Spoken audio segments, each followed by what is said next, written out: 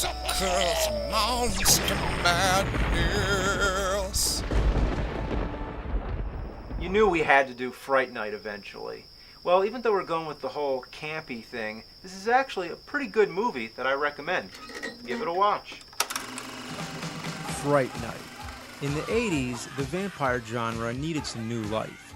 The old vampire films were usually period pieces, but now came time to modernize it.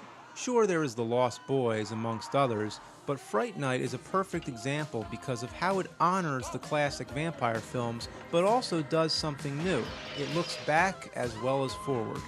It's about a suburban kid named Charlie who keeps a close eye on his new next-door neighbor, whom he suspects to be a vampire. Vampire! Sure, and I'm Dirty Harry. Now let me tell you something, kid.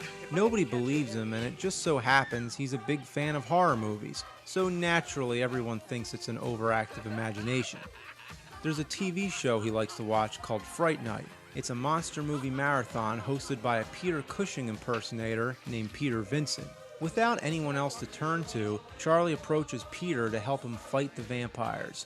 But Peter doesn't believe him either. After all, he's just a movie host, not a real vampire hunter. But that doesn't stop him from taking the kid's money and using some false holy water. He's just an asshole.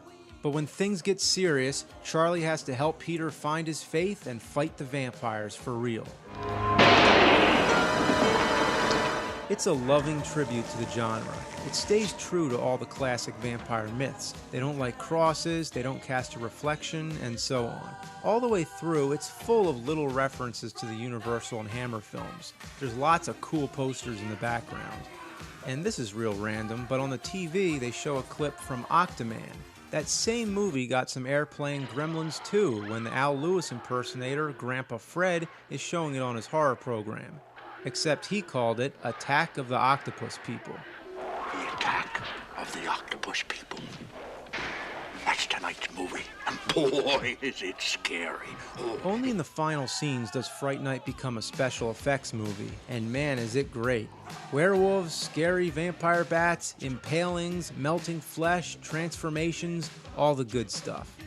It's scary, but there's a certain kind of innocence and youth to the whole thing. It reminds you of when you were a kid watching late night TV, looking out the window through binoculars in fear that there's something out there, reading R.L. Stine books, and watching Are You Afraid of the Dark on Nickelodeon.